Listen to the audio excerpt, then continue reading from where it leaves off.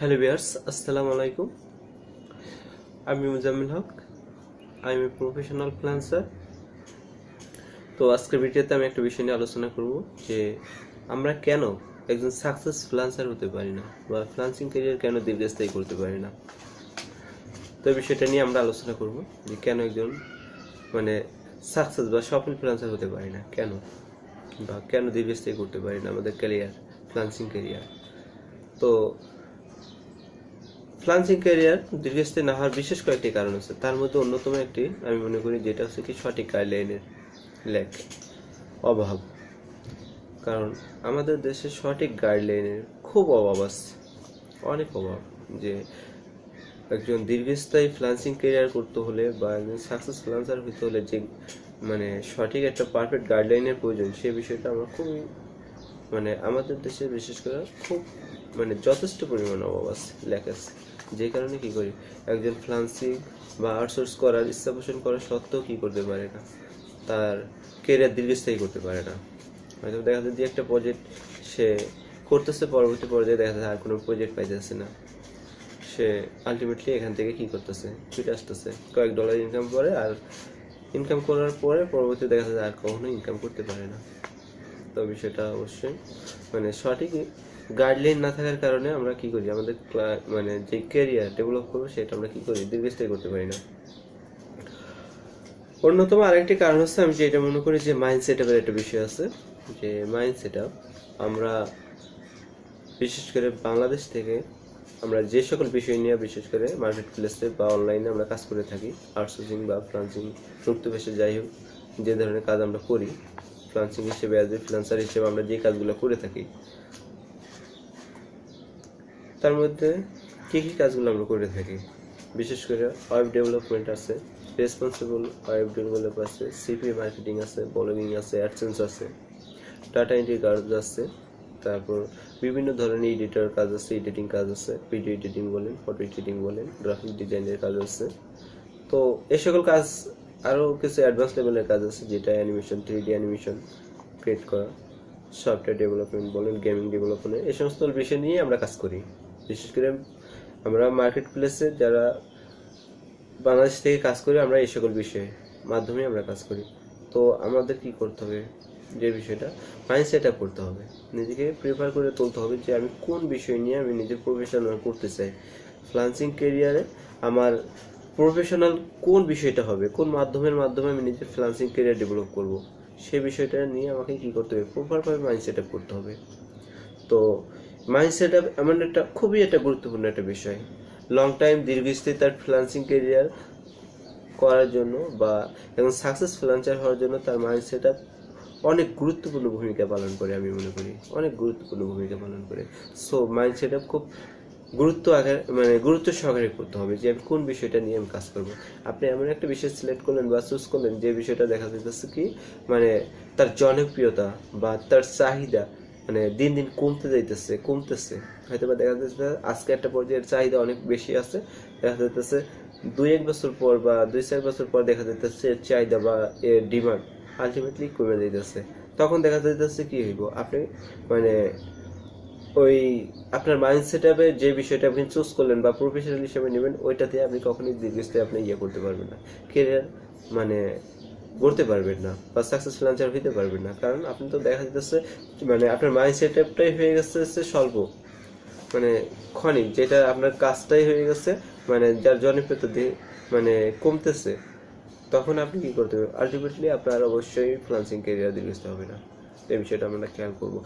যে বিষয়ে দেখা যাচ্ছে যে সাবজেক্টে মনে করেন গুরুত্ব বা জনপ্রিয়তা কখনো কমার মতো নয়, বা যার ডিমান্ড সবসময় থাকবে, কন্টিনিউ একই রকম থাকবে, ধারাবাহিকতা, এই ধরনের একটা কাজ, এমন একটা প্রসেস আপনি চুজ করে নেন আপনার ক্যারিয়ারে, এমন একটা কাজ ডেভেলপ করেন যেটা নিয়ে আপনি কি করতে পারেন, প্রপারভাবে দীর্ঘস্থায়ী একটা ক্যারিয়ার করতে পারবেন।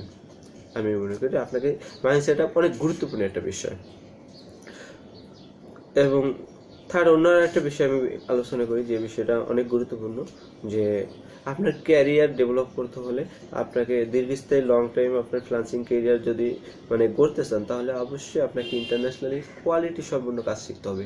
আপনি যেই প্রফেশনাল মানে যে প্রফেশনাল আপনি কি করলেন, মাইন্ড সেট আপ করলেন, ওই বিষয়টাকে কি করতে হবে আপনাকে প্রফেশনালি ইন্টারন্যাশনাল কোয়ালিটি সম্পূর্ণ আপনাকে কি করতে হবে, বুঝতে হবে, জানতে হবে, ওই কাজ দক্ষতা অর্জন করতে হবে। ইন্টারন্যাশনাল কোয়ালিটি সম্পূর্ণ আপনি যখন দক্ষতা অর্জন করবেন, তো অবশ্যই আপনি কি করতে পারবেন, একজন মানে সাকসেস ফ্রিল্যান্সার হইতে পারবেন এবং দীর্ঘস্থায়ী ক্যারিয়ার ডেভেলপ করতে পারবেন, ক্যারিয়ার ডেভেলপ করতে পারবেন। আমি জাস্ট আপনি হয়তো বা দেখা যাচ্ছে আপনি একটা কাজ করলেন, আপনার কোয়ালিটি ঠিক মতো হইলো না, আপনি মার্কেট প্লেসে মনে করেন যে কোনো একটা বিষয় নিয়ে কাজ করলেন, আপনি ওই বিষয়ের উপর ক্লায়েন্ট এটাকে মনে করেন আপনার কাজ প্রোভাইড করলো, আপনি কি করতে পারলেন না, ক্লায়েন্টের রিকোয়ারমেন্ট অনুযায়ী বা আপনি কোয়ালিটি সম্পন্ন কাজ দিতে পারলেন না। যখন কাজ কোয়ালিটি সম্পন্ন না দেবেন, ক্লায়েন্ট আপনাকে চুজ করলো, মানে স্যাটিসফাই যখন ক্লায়েন্ট না হবে, তখন আপনাকে কি করবে, কন্টিনিউ কখনোই প্রজেক্ট আপনাকে প্রোভাইড করবে না। ওই ক্লায়েন্ট যদি আপনার অনগোয়িং প্রজেক্ট মানে প্রজেক্ট হোল্ডার হয়ে থাকে, তাও আপনি কি করবে, অন টাইমে একটা প্রজেক্টই দেবে, পরবর্তী আপনার থেকে কি হবে, সুইচে চলে যাবে।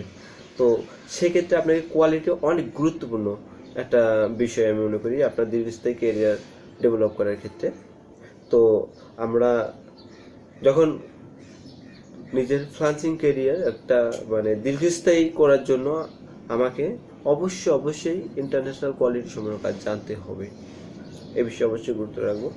আর অন্য একটা বিষয় আছে যেটা আমি মনে করি যে আমার সাকসেস না হওয়ার কারণে বা দীর্ঘস্থায়ী ক্যারিয়ার ডেভেলপ না হওয়ার কারণে অন্যতম একটা কারণ আমি মনে করি যেটা হচ্ছে আমরা কি মানে অনেক শর্ট টাইমে অনেক বেশি ইনকাম করতে চাই।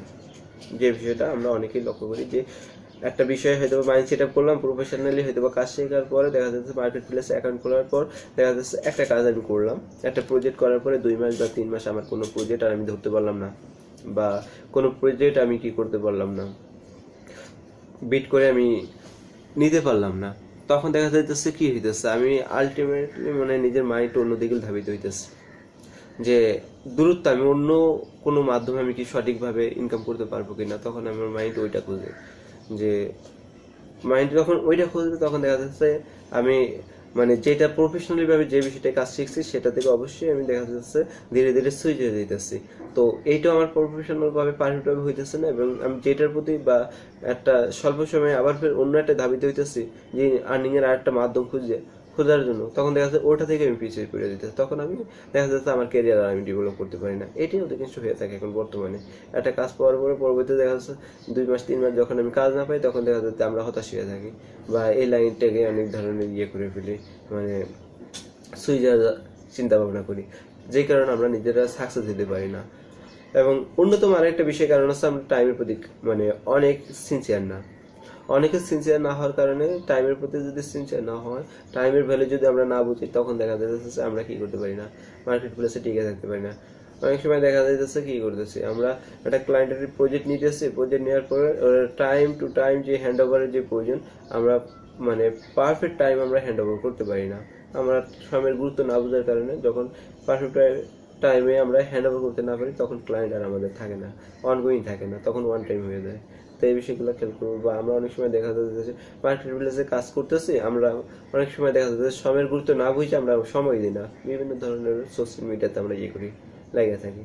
তো আমাদেরকে অবশ্যই সময়ের গুরুত্ব বুঝে সুন্দরভাবে মার্কেট প্লেসে প্রপার টাইমের ভ্যালুটা বুঝা এবং নিজের কে ওইভাবে নিজের মাইন্ড সেট আপ বা নিজের ওইভাবে কনফিডেন্স গ্রো করে তারপর আমরা কি করতে হবে, লাগিয়ে থাকতে হবে। কন্টিনিউ যখন লাগিয়ে থাকবে, দেখা যায় এক পর্যায়ে অবশ্যই তার সাকসেস বা ফ্রিল্যান্সিং ক্যারিয়ারটা দীর্ঘস্থায়ী হবে। এই বিষয়গুলো অবশ্যই খেয়াল করবো। একজন ফ্রিল্যান্সার তার ফ্রিল্যান্সিং ক্যারিয়ার দীর্ঘস্থায়ী করতে হলে বা তার সাকসেস ফ্রিল্যান্সার হইতে হলে তাকে অবশ্যই মানে সর্বপ্রথম তাকে মাইন্ড সেট আপ করতে হবে, একদম পারফেক্ট সঠিক একটা মাইন্ড সেট আপ করতে হবে। সে কোন বিষয়টা নিয়ে সে তার ক্যারিয়ার ডেভেলপ করতে চাইতেছে, কোন বিষয়টা তার প্রফেশনাল নিয়ে মানে নেওয়ার চিন্তা ভাবনা করতেছে, ওই বিষয়টা অবশ্যই তাকে চুজ করতে হবে, মাইন্ড সেট আপ করতে হবে। সেকেন্ড যে বিষয়টা আছে, ওইটা চুজ করার পরে সেই সাবজেক্টটার উপর ভিত্তি করে সেই সাবজেক্টটাকে তার প্রফেশনালি ইন্টারন্যাশনাল কোয়ালিটি অর্জন করতে হবে। যে বিষয়টা যে সাবজেক্টটা সে মাইন্ড সেট আপ নিয়ে নিল বা চুজ করলো, সেই বিষয়টার উপর তাকে কি করতে হবে, ইন্টারন্যাশনাল কোয়ালিটি অর্জন করতে হবে। তো ইন্টারন্যাশনালি কোয়ালিটি অর্জন করার পরে কি করতে হবে, তাকে মার্কেট প্লেসে মনে করেন কন্টিনিউ লাগিয়ে থেকে দুই একটা প্রজেক্ট তাকে অর্জন করতে হবে। দুই একটা প্রজেক্ট যখন সে মানে ধরবে বা দুই একটা প্রজেক্ট মানে কাজ করতে পারবে তখন নিজের মাঝে অন্যরকম একটা কনফিডেন্স বা ফিলিংস চলে আসবে। তখন ওই কনফিডেন্সের উপর ভিত্তি করে তাকে কি করতে হবে, অটুট থাকতে হবে, লাইগা থাকতে হবে। আমি কনফিডেন্সের উপর ভিত্তি হয়ে অনেক দেখা যাচ্ছে যখন 2 মাস বা 1 মাস আমি হয়তো দেখা যাচ্ছে কোনো কাজ ধরতে না পারলাম, তখন দেখা যাচ্ছে আমি সুইচ হয়ে আসতেছি। এটা না করে আমার কি করতে হবে, মানে অটুট থাকতে হবে, মানে একেবারে ধৈর্যের সাথে লাইগা থাকতে হবে। তাহলেই কি করতে পারবে, অবশ্যই ক্যারিয়ার মানে দীর্ঘস্থায়ী করতে হবে পারবে এবং সাকসেস ফ্লান্সার হইতে পারবে। আমি মনে করি একজন সাকসেস মানে ফ্লান্সার হইতে হলে তাকে অবশ্যই এই বিষয়গুলো অবশ্যই গুরুত্ব দিতে হবে। ওকে, বাই, আল্লাহ হাফিজ। Hi guys, my name is Farhan. I live in Denmark and I am a high-end jewelry company owner. I have been Muzammel's client for just over a year's time. Muzammel is a highly motivated and competent Photoshop specialist with a can-do attitude. That said, he's a good listener, understand customers' needs, and execute them within a short time. Based on my experience of Muzammel as a Photoshop specialist, I would highly recommend him for future visual or Photoshop tasks. Hi. My name is Arleta Bilińska and I come from Poland. My company is cooperating with Muzammel Haq. He is a great jewelry photo retouching specialist.